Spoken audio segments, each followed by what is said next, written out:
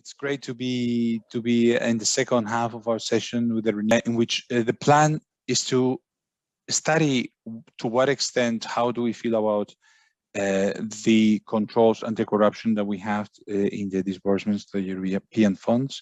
What are the risks? What are the things that we would need? What do we need to do still? And in order to do that, we have some of the best possible people we could imagine. We have people who are on the front lines of our fight against corruption, against fraud. Ville Itala, who is Finnish, who is Director General of the EU's Anti-Fraud Office, OLAF.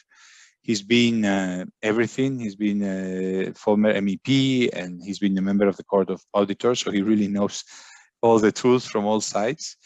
Then we have Ivana Maletic, who is a member of the European Court of Auditors, and she was also an MEP. I don't know if the two of you, Ivana and Ville, were overlapping at some point. Were you MEPs together?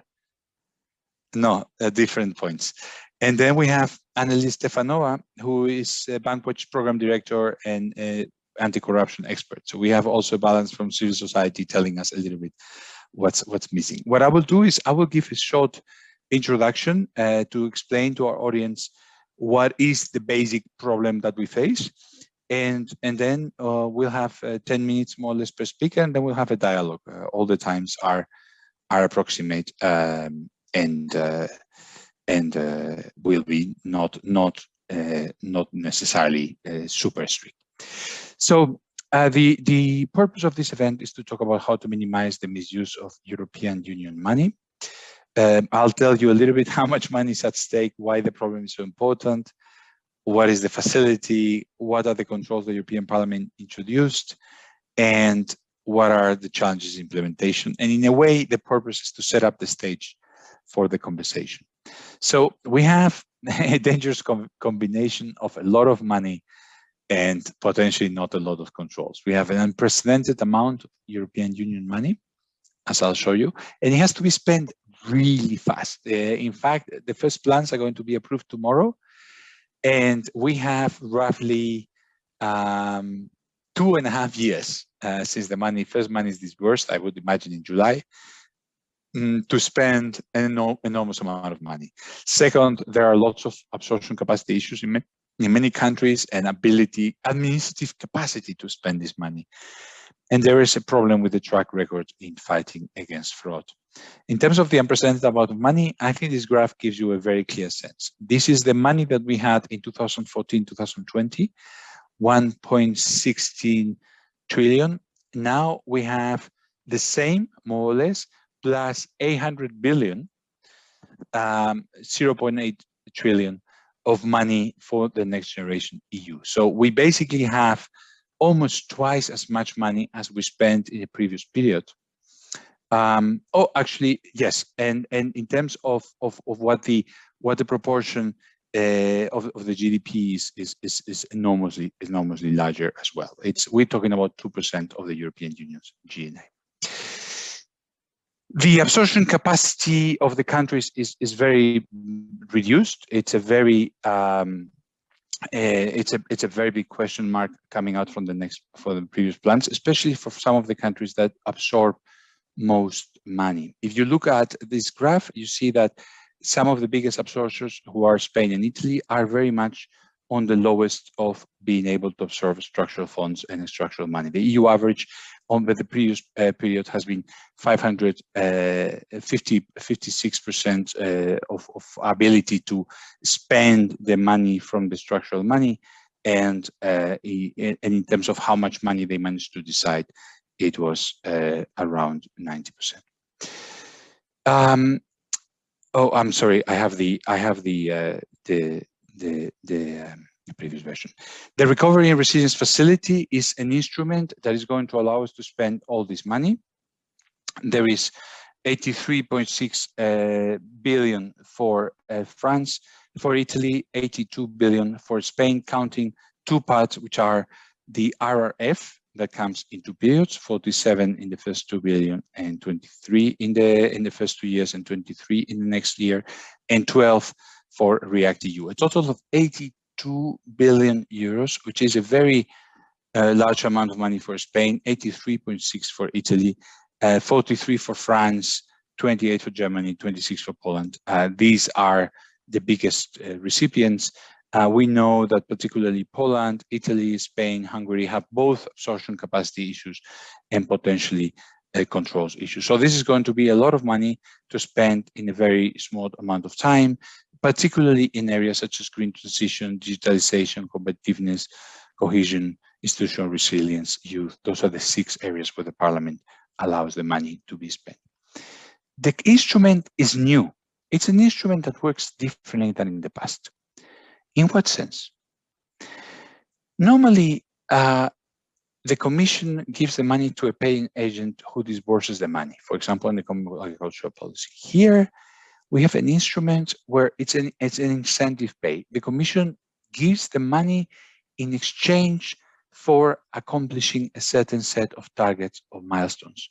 So the Commission only distributes the money if the criteria are fulfilled, if the countries have done the right thing. It's not like, oh, I'll give you this money for direct payments to your farmers. No, that would be the CAP, the Common Agricultural Policy. Here it is, I'm going to give you the money if you actually fulfill these objectives. That's the way this program works, which is radically different. What are the targets and milestones? Here are some examples from the Commission's guidance. Digitalization of public administration would have milestones such as targets such as how many people were trained, and milestones such as did you approve an electronic filing system of public administration, or energy efficient, how many meters did you renovate in the public buildings, or did you adopt a decree getting an e-certificate. So it's a different type of instrument. It's a lot of money. It's a different type of instrument. And the European Parliament has been very adamant that we needed new and strong controls. When we had this original proposal, it was very much business as usual. There was complete reliance on national control systems. There was no specific measures to take into account the big risks of irregularities that we were facing. And in particular, there was no clear involvement of the Court of Auditors or of the anti-fraud agencies. There were no requirements to compile reliable data for member states. No assurances for member states on the respect of the EU rule of law and national rules.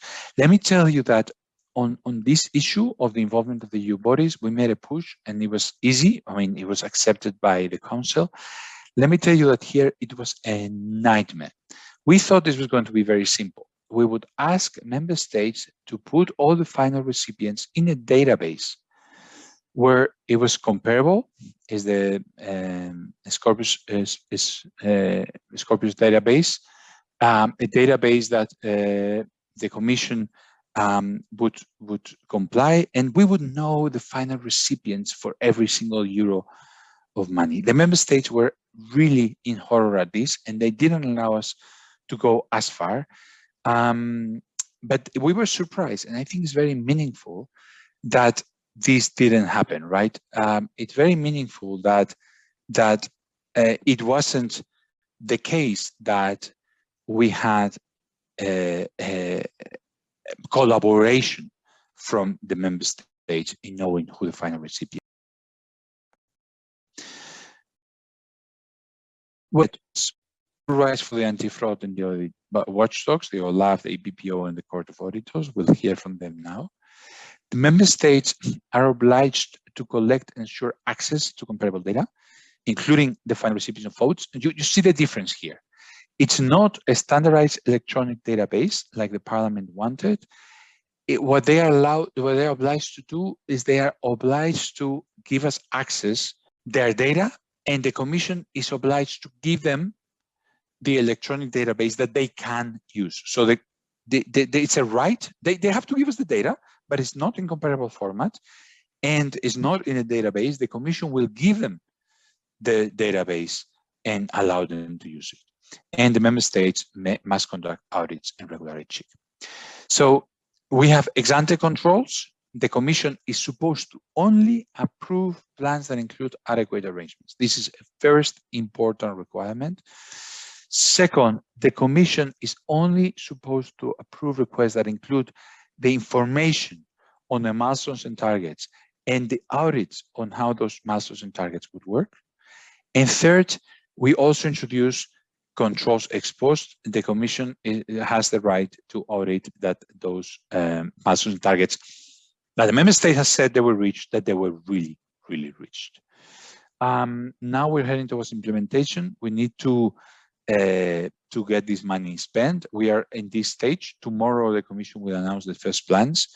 The Commission is evaluating the plans. Then the Council has 4 weeks to look at them. Then the countries have to do the milestones and targets. Then the Commission has to decide if the milestones and targets have been completed and then pay. All of these involve supervision, involve checking whether the controls are working. We want to debate, and the questions that I want to ask the three of you are, do you have the tools to do your jobs? Do you have the resources to do your jobs? What else can we do? How can we help from Parliament to make sure that this is a success? I want to say something very important. This is a huge bet by Europe. Europe cannot afford to fail. If the stories in 2026 and 2027 are about how Europe failed and there was all this corruption and graft and fraud with all this European money, this will be devastated for Europe. So we really need to do a good job at spending this money, at making sure that the fraud is minimized and that the money is spent.